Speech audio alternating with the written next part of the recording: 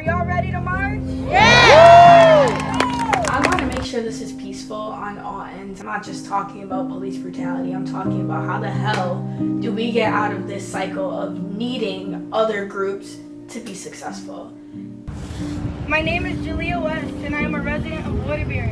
I have lived here my whole life, and so I felt that it was only right to be a part of the change that must come in our city, state, and country. So here we are today.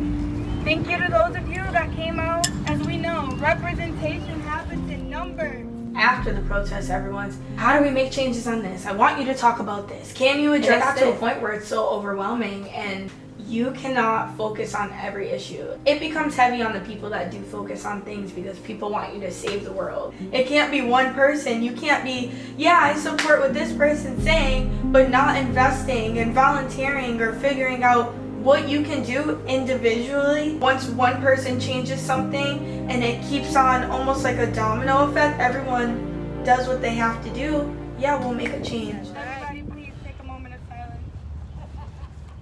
I had decided that we should have a protest in Waterbury on the last day of May, May 31st. We were now a few months into the pandemic, and then the death of George Floyd happened. I am currently in Minneapolis, walking in the opposite direction of the site in which George Floyd was murdered. Wow, so moving. Seeing the amount of love he has placed at the site, and even walking down, there's just more and more and more. And just reflecting back to how this was the start of a new revolution. So though it was for the same issues we've been fighting, it kind of sparked a whole new inspiration or motivation to really fight for justice and equality and equity. COVID-19 is killing Black people at a higher rate than any other race. We as African Americans need to unite and put aside our differences in order to effectively bring about change. We need to stop the Black on Black violence. Yes. We need each other Yes. to end this vicious cycle. And if we as a collective don't look to each other and look to our elders, this country will continue to oppress Black people in any way it sees fit. It all started with this flyer. I posted it on Facebook and several people shared it. I only expected about 15 to 20 people to come, and when I got there, I was told over 1,000 people. There were a lot of people there. It was like the whole green, the streets of the green, like surrounding the green, were like packed. Yes, people were ready. They were ready to make changes. They were ready to express how they had been feeling.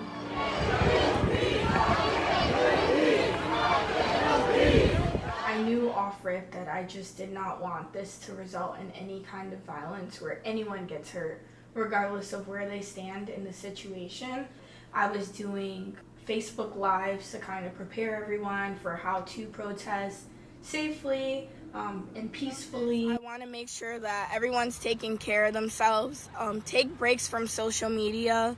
I know for me it's been traumatizing to relive these events. It's been traumatizing to watch all the videos of the protests going on, seeing the emotion in everyone. I mean, what do you say to some people who say, like, there's no police brutality in Waterbury? Like, so why protest if it's not happening here? I know that some people believe there isn't police brutality in Waterbury, but there's not maybe police brutality to the extent that we've seen in other places, but it definitely exists. When I was about 13 years old, I was sitting outside of a school. This was at Drake's school, waiting for my cousin. And, you know, I was young. She was going over her boyfriend's house. I said, hey girl, like, I know my mom is not gonna be happy if I'm in a boy's house, so how would I sit here at this school and wait for you? She's like, okay, I'll only be 15 minutes. 15 minutes didn't even go by before a cop car drove by and then drove by again. And there were other people there. They were people I've never met before, I was not affiliated with in any kind of way, but they were from the area. They were playing with each other, but they were play fighting, but it was very much playful. No one was getting hurt. Like, I was watching, I witnessed myself. So I'm sitting on the stairs, and I guess at that point a police officer had driven by a couple times. So on the last time they drove by, they stopped their car and said, "Hey, you guys stop." But the kids are playing with each other, so they're cracking up, they're laughing. And I guess that frustrated the police officer that they would be laughing because, you know, he's being very much serious, but it's like almost confusing in a sense because where did that come from? These are kids, they're playing, they're innocent, and they had to be between 13 and 15 as well. Going back to the police officer, so he's talking to them and he's like, "You know what, all of you guys go sit over there." And they pointed to where I was. So I'm just like sit where? So they said, "We're gonna start with her because she's quiet." At this point, I'm so timid. I was very much shy. Like, you know, I'm not gonna talk back to you or anything. So I was just like, okay, maybe he's just gonna talk to them and I'll be able to tell him, like, I don't even know these people. So he grabs all of our phones, throws mine on the ground. And so I'm just like, okay, this is a bit more serious and intense than I anticipated. And all I could think is, like, I'm this good kid, I go to a great school, like, this is before the Trayvon Martin situation happened. So I'm not so familiar with the violence of police officers, since I had always known my whole life. I have family that's in law enforcement, so just off of that, like, I'm not thinking that you guys are terrible people. So a paddy wagon comes. I didn't even know that's what it was. I'm like, a police truck.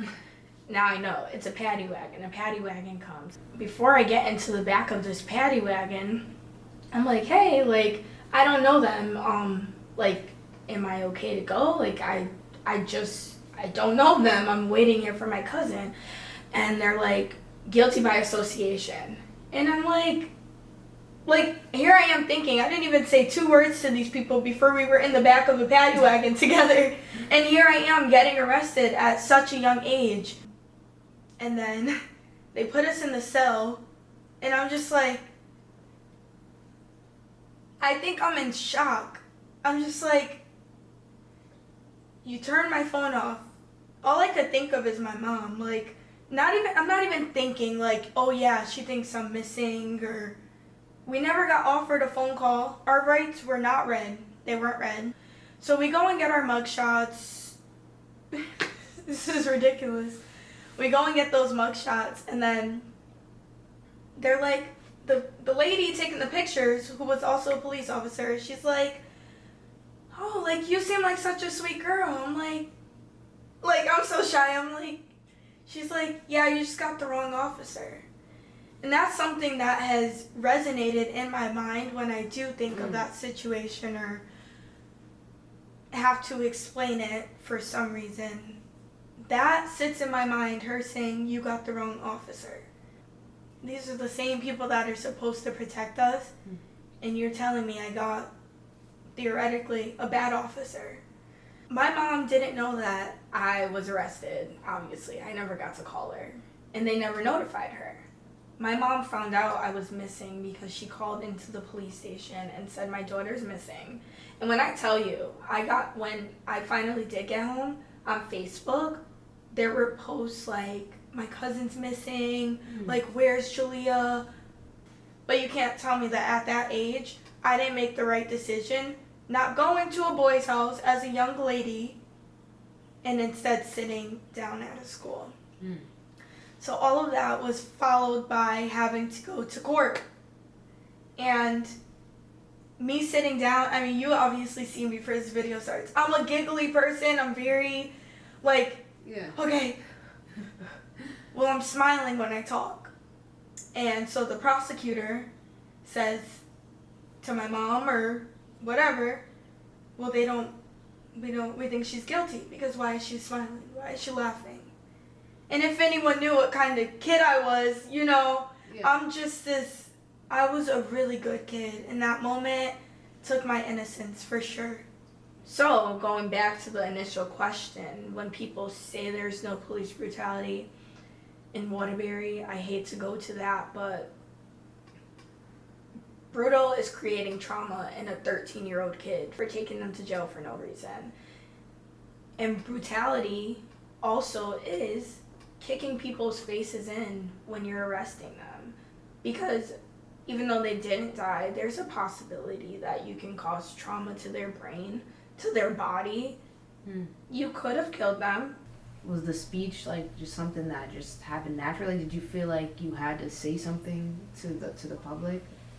I felt like I knew I'd be nervous speaking in front of a group. So I definitely had to prepare the speech, but every part of it was so sincere. I didn't just talk about police brutality. I talked about us needing to circulate the black dollar and us needing to do right by our community, because then it would give certain people less power. A protest, according to the Merriam-Webster Dictionary, is a display of unwillingness usually to an idea or a course of action. We are here today to protest the acts of unjust treatment that black people have been facing as far back as the times of slavery and forward. This is why we must take action and call for a new system. And I say a new system and not a change in the current one, because this is a system that was constituted in efforts to keep us persecuted. In our generation, we've propelled. Like, we have realized these are the things that we need. But then when it comes to a government level, people in these positions that can make these decisions are the same people that have been making decisions 10 years ago, 10 plus years ago. And so how do you expect change if the root being who is in that position, if that's not changed? How do we make change? Before anything, I'm a black woman. When you look at me, you do not see my resume. You do not see that I am a 2020 college graduate of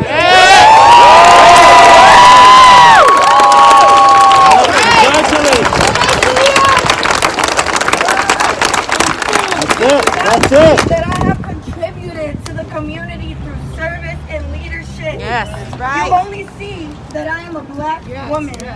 This is for George Floyd, Breonna Taylor, Ahmaud Arbery,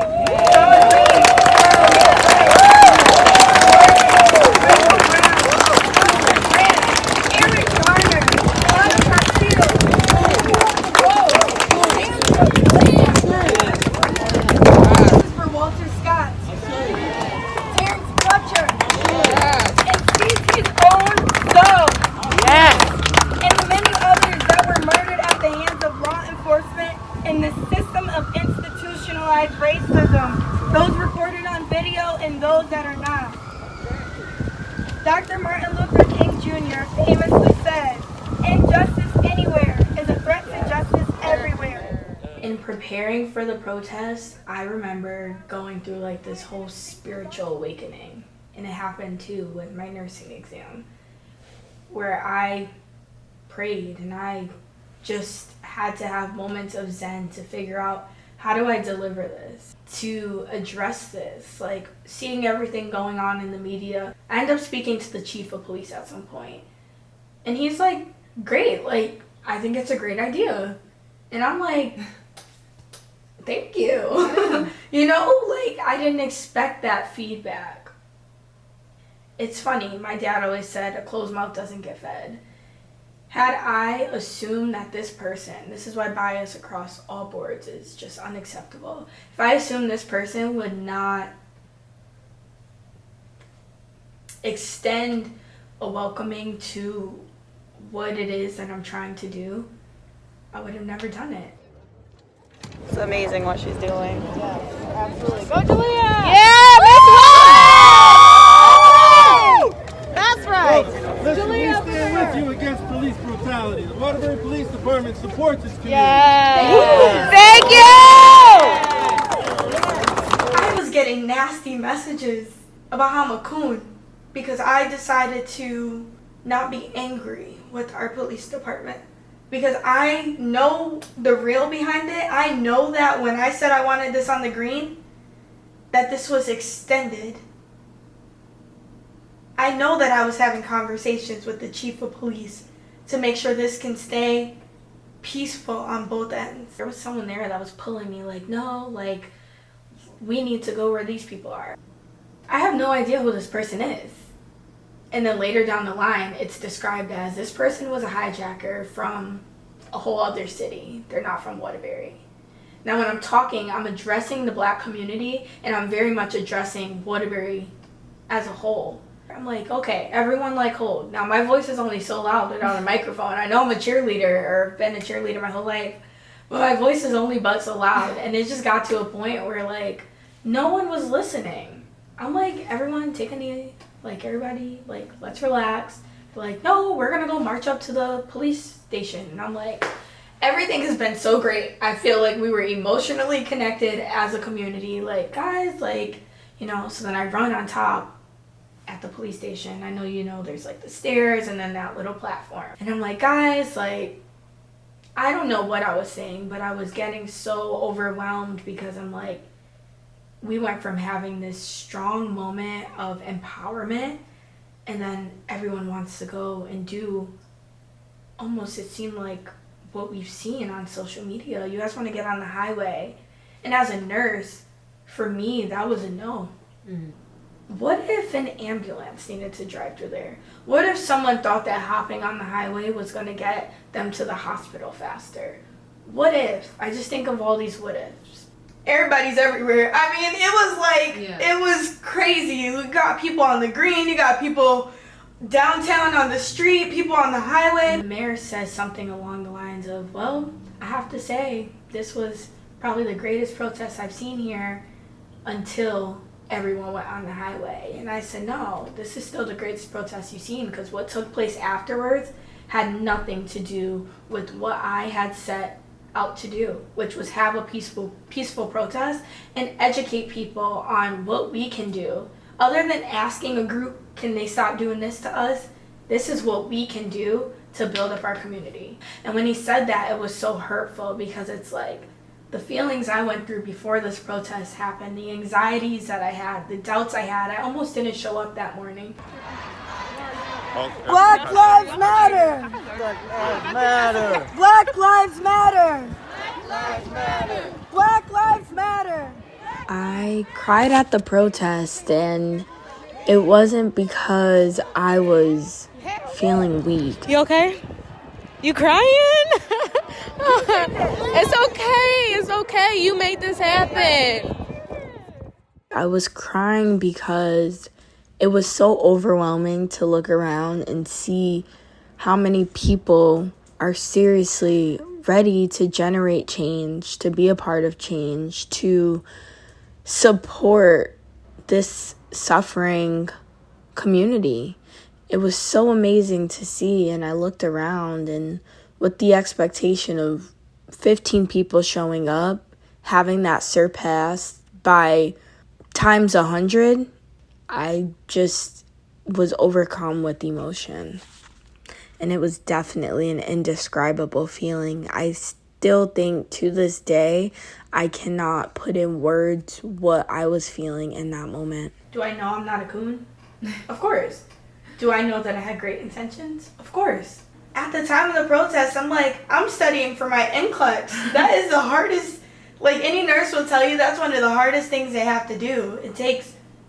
That's all 4 years of college wrapped up in one test. And that's when I realized, you know what? Focus on that nursing stuff. Mm-hmm. That's where you're going to be great at. You're going to be a great nurse. And you're going to fight for equality in healthcare. And bring that knowledge back. Representatives and senators were reaching out to me about everything. They wanted to hear this because of the peacefulness. But when everything else transpired afterwards, it's like people got to think. Once I left from the green early in the afternoon, I went home to spend time with my family. We cooked on the grill. But right before I had left, I went on Facebook Live and I asked people, tell your loved ones to go home. Tell them that we made our statement, we did what we had to do, and it's time to go home, you know? We don't need any more trouble. We don't need any trouble out of this situation. Everything that was supposed to be done today was done. Our checklist, you know, we're all set. Realize you cannot hurt Waterbury without hurting yourself. because you live here. I love you guys. Thank you so much. And once again, if you have loved ones out there that are beginning to be angry and take it out in the wrong way, call them. Calm them down. Tell them to breathe. Thank you. Do you feel like there has been any change since the protest? Like, as far as overall? I feel like a lot of the Black community in Waterbury has almost come together a lot more. People have become more conscientious when they're shopping, when they're supporting businesses.